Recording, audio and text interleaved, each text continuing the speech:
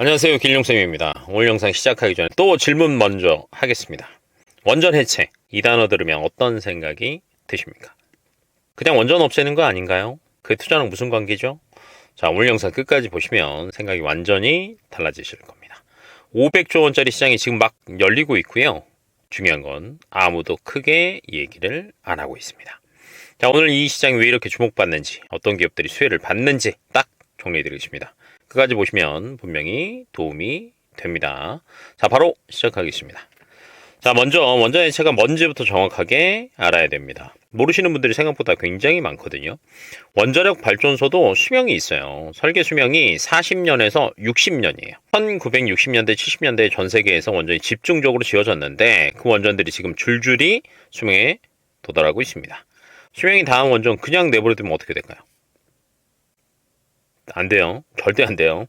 방사성 오염 물질이 남아있거든요. 그래서 원전 해체는 가동이 멈춘 원자력 시설을 안전하게 철거하고요. 방사성 오염을 제거해서 땅을 원래 상태로 되돌리는 과정입니다. 그래서 이게 단순한 건물 철거가 아니에요. 자, 방사선 안전관리 해야죠. 원격 로봇 기술도 있어야 되죠. 특수 제염 화학도 있어야 되죠. 폐기물 처리 기술도 있어야 돼요. 자, 이 모든 게 집약된 초고난도 융합 산업입니다. 그래서 아무나 할 수 없고요. 할 수 있는 기업이 굉장히 한정되어 있습니다. 이게 투자 포인트예요. 그럼 이 시장이 얼마나 클까요? 자, 2050년까지 전 세계에서 500기 이상의 원전이 해체 단계에 진입합니다. 누적 시장 규모가 약 500조 원, 4천억 달러 이상이에요. 자, 지금 당장 숫자로 확인을 해본다라고 하면 올해 82조 정도 규모가 되고요. 5년 뒤에가 108조 정도, 그 다음에 35년도가 되면 124조 정도 늘어나거든요. 연평균 성장률로 따지면 5% 정도가 됩니다. 에이, 그게 뭐가 커요? 하실 수도 있겠지만 중요한 이유는 따로 있습니다. 일시적인 현상으로 끝나는 게 아닙니다. 한번 해체 프로젝트가 시작이 되면 10년, 20년짜리 계약이 연속으로 이어지는 장기 수주 산업이에요. 한번 들어가면 수십 년간 매출이 확보되는 구조라는 거죠. 자, 건설주나 플랜트 주가, 수주 공시 하나의 주가가 폭발한 이유 아시잖아요. 원전 해체가 바로 그 구조입니다. 전 세계 시장이 어떻게 돌아가는지 세 군데로 나눠서 볼게요. 첫 번째 북미예요. 미국은요, 이미 해체 디벨로퍼 모델이 정착되어 있어요. 쉽게 말하면 이거예요. 수명다한 원전을 발전소 소유주한테 아예 사버리고요. 해체를 완료한 뒤 부지를 재매각하는 비즈니스 모델이에요. 그러니까 부동산 디벨로퍼랑 같은 개념이라고 보시면 될 것 같고요. 홀텍, 노스타 같은 전문 기업들이 이 모델로 엄청 빠르게 성장하고 있습니다. 현대건설이요, 홀텍과 파트너십을 맺은 이유가 여기 있습니다.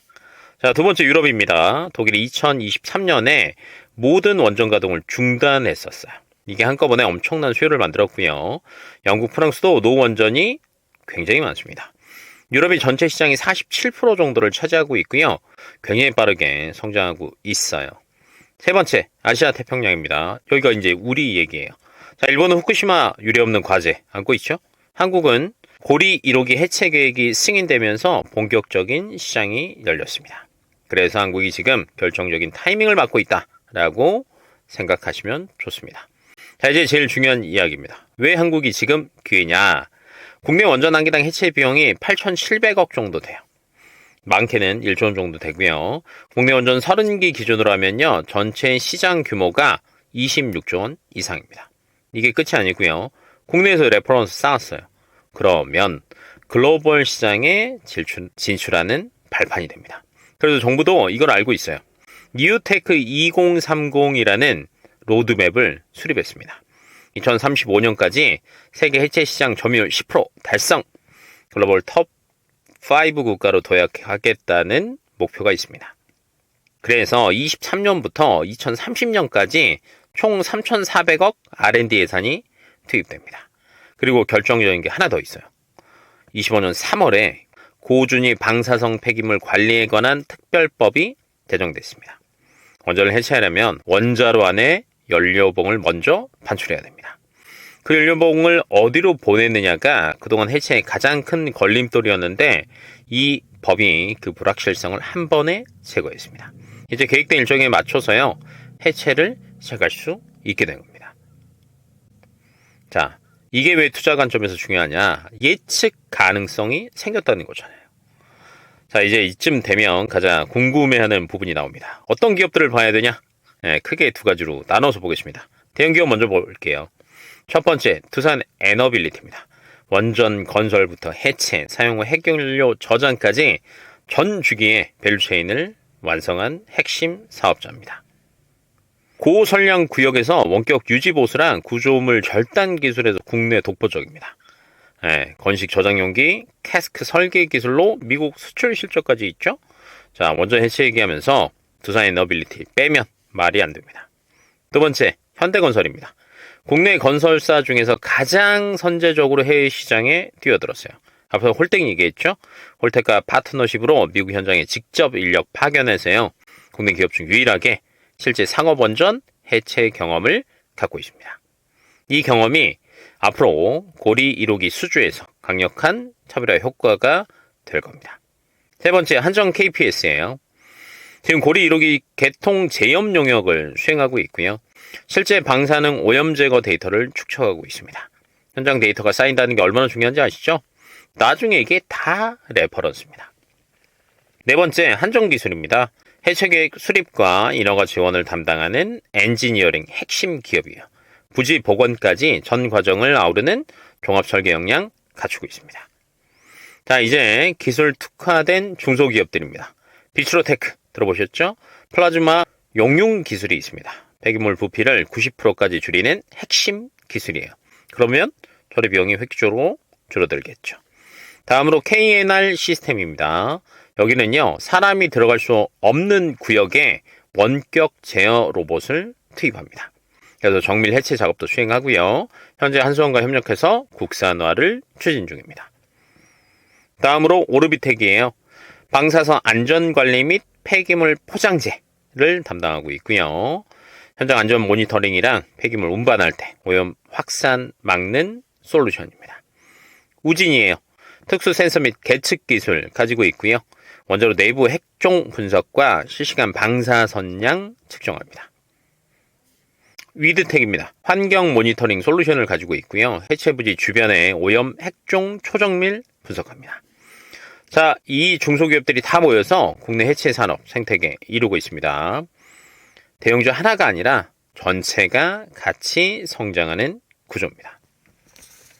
자, 좋은 얘기만 하면 반쪽짜리죠? 리스크도 꼭 보셔야 됩니다.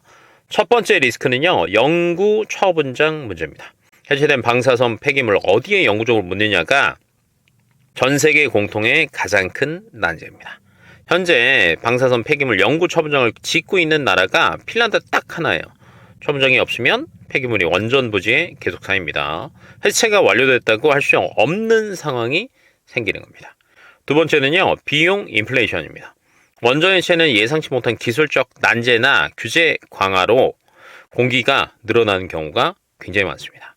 한국도 사용 후 핵연료 관리 부담금이 대폭 인상돼서요, 재무 부담이 한수원에서도 연간 3천억 이상 증가했다고 합니다. 세 번째로 인력 문제입니다. 수십 년짜리 장기 프로젝트잖아요. 그래서 숙련 인력의 연속성이 필수입니다.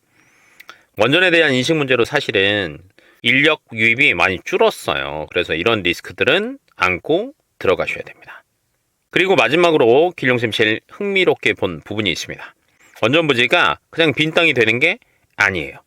송전망과 냉각수 취수 인프라가 이미 완벽하게 갖춰진 곳이잖아요. 그래서 이 부지에 소형 모듈형 원자로 SMR을 짓거나 에너지 저장 장치 단지로 전환하는 전략이 지금 글로벌 트렌드로 부상하고 있습니다. 신규 부지 선정의 다른 갈등 없애고요. 전력 공급 능력 유지할 수 있는 최선의 방안이거든요. 그리고 해체 과정에서 나온 기술들이요, 다른 산업으로까지 퍼져나갑니다.